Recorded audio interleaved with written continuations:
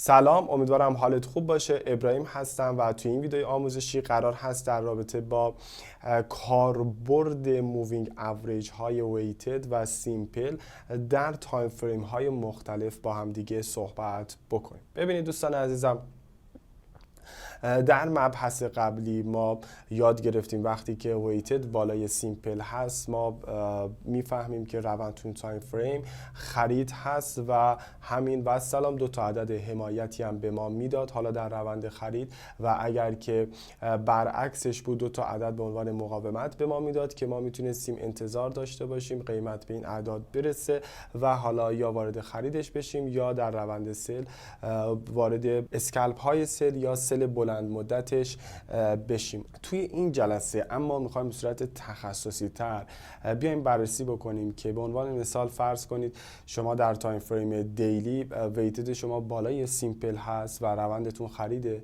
بعد میاد تایم فریم 8 ساعته شما میبینید که برعکسه و روند داره سل رو نشون میده.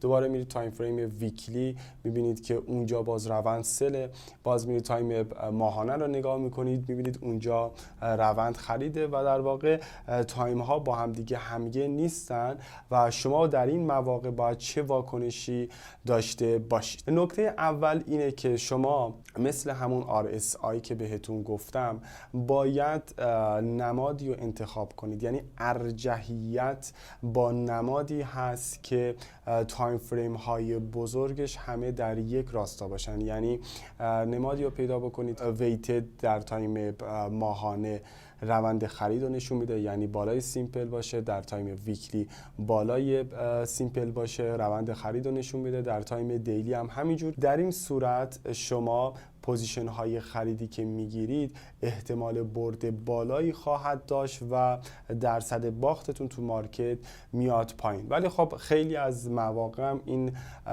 ایندیکیتورها و این میانگین ها با هم دیگه همراستا نیستن و ما باید با استفاده از این ایندیکیتورها بیایم خودمون سقف و کف مارکت رو برای خودمون مشخص بکنیم و وارد پوزیشن های خرید یا فروشمون بشیم که حالا توی این جلسه تخصصی میخوام در رابطه با ترکیب کردن مووینگ اوریج ها در تایم فریم های مختلف که گفتم صحبت کنیم، چطوری اعداد رو با هم دیگه سورتش بکنیم و در نهایت بتونیم کف و سقف مارکتمون رو تشخیص بدیم. توجه داشته باشید که این مراحلی که میگم در رابطه با حالا همه حمایت ها و مقاومت های مووینگیمون هست و الان چون ویتد و سیمپل رو یاد گرفتید میخوام اینا رو بهتون بگم که بتونید با سیمپل و ویتد هم اون کارایی لازم و اون تشخیص سقف و کف رو داشته باشید. ولی میگم در رابطه با همه مووینگ هامون صدق میکنه و روش همینه، حالا اعدادمون اضافه میشه. ببینید دوستان عزیزم، فرض کنید که این بند بولینگر ما هست در تایم ماهانه.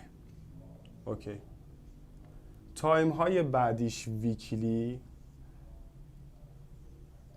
دیلی همینجور در درون این باند قرار میگیرن. اوکی، حالا میانگین هامون هم دقیقا همینه، یعنی شما فرض کنید که این اگر که ویتد ما باشه در تایم ماهانه و اینم سیمپل ما در تایم ماهانه باشه، قیمت درون این باند در حال نوسان هست. حالا یا اینجا در حال نوسانه که داره نزدیک میشه به سیمپل، یا اینجاست یا اینجاست یا مثلا روی اینه، فرقی نمیکنه. قیمت بالای این ایندیکیتورها در حال حرکت در تایم ماهانه. شما کاری که باید بکنید اینه که اعدادی که اینجا میبینید سمت راست چارتتون میبینید و یادداشت بکنید. به عنوان مثال مثلا اینجا 800 میبینید، اینجا هم 700 میبینید. این 870 رو یادداشت میکنید و میری تایم بعدی بررسی میکنید. تایم بعدی چی هست؟ ماهانه رو بررسی کردیم، میمونه ویکلی. میاید ویکلی رو بررسی میکنید و به عنوان مثال ویکلی شما هم داره روند خرید رو نشون میده، اما به شما اینجا عدد 950 رو داره نشون میده و به عنوان مثال این سیمپلشم رو که حالا رنگشم رو درست بکنم داره 750 رو نشون میده. اوکی، این دوتا عدد رو هم استخراج میکنید. میاد تایم دیلی. تایم دیلی هم میبینید که باز روند خریده و شما چند تا عدد استخراج میکنید. مثلا 1000 رو استخراج کردید با باز 950 داشتید تو این عدد. اوکی، چه اتفاقی افتاد؟ در تایم های بزرگ شما این اعداد استخراج شد با استفاده از ویتد ها و سیمپل ها. شما این اعداد رو کنار همدیگه یادداشت میکنید. از این عدد بالا 1000، بعد میاد 950 رو توی ویکلی هم داشتید باز یادداشت میکنید. بعد میاد 800 رو یادداشت میکنید اینجا. بعد میاد 750 و بعد میاد 700. قیمت هم الان مثلا 1100 هست. کف های شما به ترتیب در تایم فریم های بالاتر مشخص شد. یعنی از 1000 کف اولتون شروع میشه، بعد میاد 950، بعد میاد 800، بعد میاد 750 و بعد میاد 700. خب حالا 950 ما مثلا قوی تر بود. چرا؟ چون توی هم ویکلیش داشتیم هم توی دیلیش ما این 950 رو استخراج کردیم. اوکی، پس این عدد اعتبار بیشتری میگیره. ولی خب 1000 رو داشتید، 950 رو داشتید، 800 رو داشتید، 750 رو داشتید، 700 رو داشتید. شما الان با این کار اومدید کفهای بزرگ مارکتتون رو از تایم ماهانه تا دیلی استخراج کردید. حالا میایید تایم های کوچیکتر، تایم 8 ساعته، 4 ساعته و 2 ساعته. تایم 8 ساعته رو میایید بررسی میکنید. ببینید که تایم 8 ساعته به عنوان مثال شما دارید اینجور شکلی رو میبینید. یعنی روندی میبینید که زاویه خاصی نداره و کندل ها هم به عنوان مثال اینجا دارن نوسان میکنن. دقیقاً روی این مووینگ ها دارن نوسان میکنن. اینجا چه سیگنالی میگیرید؟ سیگنالی نمیگیرید. در واقع روند شما رنج هست و گفتم زاویه شما کمتر از 30 درجه هست و در واقع مووینگ ها نمیتونن به شما سیگنالی بدن و نه طول عمر زیادی دارن و نه قدرت زیادی. اوکی، پس 8 ساعتمون عدد خاصی نتونستیم استخراج کنیم. خب تایم 4 ساعته رو شما به این شکل در واقع میبینید و 2 تا عدد به شما میده. اوکی، روندهای بالا همه بای بود. 8 ساعتمون رنج بود که گفتیم عددی ازش نتونستیم استخراج بکنیم. 4 ساعتمون داره به ما سل رو نشون میده. این قسمت مارکت رو من هاشرو میزنم که یعنی گذشته مارکت و اینجا ما در واقع داریم راجع به قیمت صحبت میکنیم. قیمت فعلی مارکتمون هم اینجاست به عنوان مثال. شما اینجا میبینید که آقا قیمت زیر ویتد و سیمپل هست و سیمپل ما هم بالای ویتد قرار گرفته و روند ما سل هست. این عدد رو یادداشت میکنید. به عنوان مثال ممکنه این عدد 1300 باشه. اوکی، این عددم 1250. تایم 4 ساعته یادداشت کردید. یه مقاومت سر راه دارید 1300 و یه مقاومت دیگه 1250. دوباره میاید تایم 2 ساعته رو بررسی میکنید. تایم 2 ساعته هم دقیقاً همین شکل رو دارید. مثال میزنم، حالا ممکنه که فرق داشته باشه ها. من اینجا میخوام سقف و کف رو واسهتون بگم. تایم 2 ساعته میبینید که اینجا باز یه سری عدد داره نشون میده. اینجا 1400 رو نشون میده. اینجا مثلا 1350 رو نشون میده. اوکی، این اعداد رو میاید سورتش میکنید. تایم نیم ساعته و یه رو بش هم بررسی میکنیم. یه سری اعداد برای شما قاعدتاً داره، ولی میگم تا نیم ساعته مهمه برای ما و نگاه داریم به تایم یه روبه، ولی عددی که میخوایم استخراج بکنیم تو نیم ساعته دیگه آخرش هست. اینجا مثلا داریم 1450 و اینجا داریم مثلا باز 1400. اوکی، حالا این اعداد رو از بالا به پایین می‌نویسیم. بیشترینش چند بود؟ 1450. بعدش چند بود؟ 1400. بعدش چند بود؟ 1350. بعدش چند بود؟ 1300 و بعدش هم 1250. تو تایم های بالاتر حمایت ها و کف های محکم برای ما مسجل شد و دیدیم که چه اعدادی رو به عنوان حمایت میتونیم در نظر بگیریم برای مووینگ ها. اوکی، حالا تو تایم های کوچیکتر ما اومدیم این اعداد رو استخراج کردیم: 1450، 1400، 1350 و تا پایین.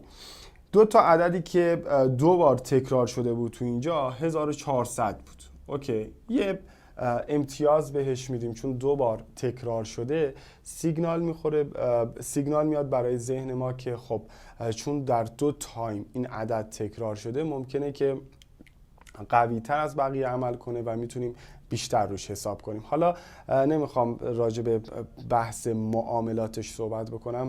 معاملات رو توی بحث مدیریت سرمایه قشنگ اونجا بازش میکنیم که چطوری باید معامله بکنید. فقط اینجا یه ذهنیتی باید داشته باشید که هرچه این اعدادی که شما تو تایم هایی که بررسی میکنید بیشتر تکرار شده باشن یا نزدیکش باشن، مثلا اینجا اگه 1398 بود، 1395 بود یا مثلا 1405 بود، این عدد رو شما توی 1400 خلاصه میکنید و نتیجه میگیرید که 1400 میتونه برای شما مهم باشه. خب در تایم فریم های بزرگمون روند خرید شد، در تایم فریم های کوچیکمون روند سل شد و ما اومدیم یه سری اعداد رو استخراج کردیم به عنوان مقاومت. اوکی، حالا چطوری میتونیم از این اعداد استفاده بکنیم؟ روش تحلیل و روش نگاه ما اینجوریه که ما میگیم تا زمانی که قیمت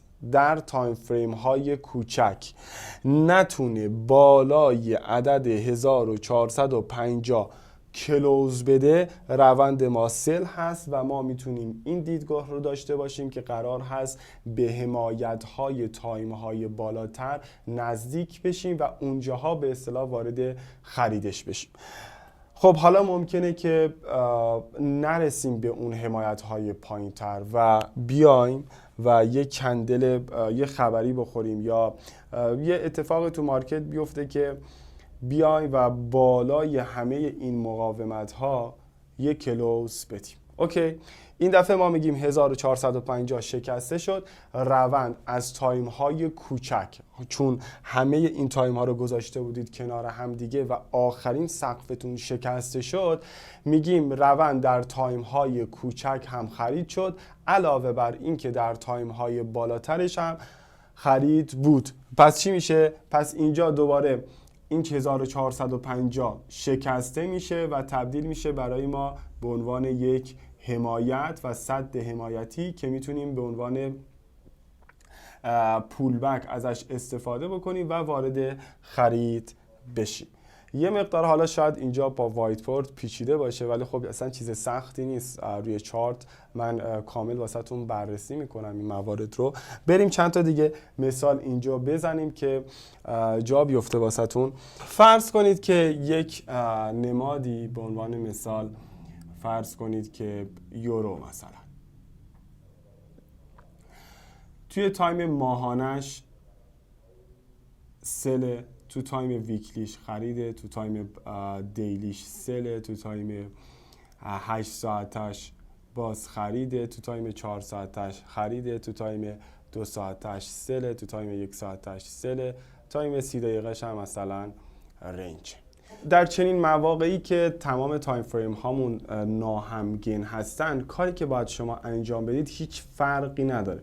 شما همه اعداد رو از بالا تا پایین توی همه تایم فریم ها استخراج میکنید. ببینید شاید در مراحل اول این یادداشت کردن سخت باشه واسهتون، ولی خب بعدا خودتون متوجه میشید که به صورت چشمی هم میتونید تشخیص بدید و تو حافظتون میمونه. من خودم میگم الان اینجور نیست که همه اینا رو بردارم یادداشت بکنم، حالا چون من زیاد با اعداد کار کردم تو ذهنم میمونه، ولی شما که ابتدای کار هستید خواهش میکنم که سستی نکنید، از واژه تنبلی استفاده نکردم، سستی نکنید و حتما شروع بکنید به یادداشت کردن و نگید که وای چه کار سختی. نه، الان چون تو مراحل اولیه هستید و میخواید یاد بگیرید شروع کنید نوشتن. میگم هر چقدر که رفتیم جلوتر این اعداد واسهتون جوندارتر میشن و تو ذهنتون نقش میبندن. اوکی، پس کاری که میکنید تمام اعدادی که با حمایت ها و مقاومت های مووینگیش میتونید استخراج بکنید رو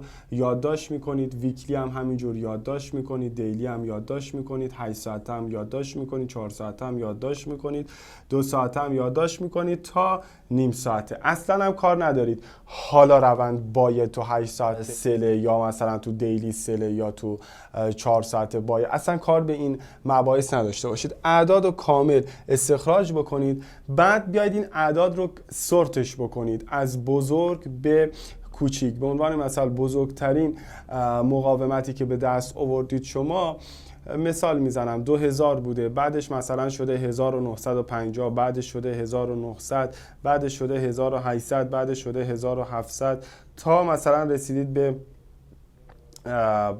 800 به عنوان مثال. اوکی، حالا اینجا هم یه سری عدد دیگه داشتید. خب میگم اعداد نزدیک رو تو تایم فریم های مختلف با هم دیگه سورتش میکنید، یعنی میاد یا میانگین میگیرید یا وقتی که مثال میزنم 598 دارید توی تایم 8 ساعته، تو تایم دیلی دارید مثلا 600، تو تایم 2 ساعته دارید مثلا 602. شما همون 600 رو یادداشت میکنید دیگه. اوکی، این اعداد هم حالا همش فرضی و مثال هست. اوکی، بعد که اعداد رو استخراج کردید حالا میاید ببینید قیمت واقعی شما و قیمتی که الان در واقع چارت داره به شما نشون میده چنده. به عنوان مثال 1750 هست، قیمت شما در واقع اینجا هست.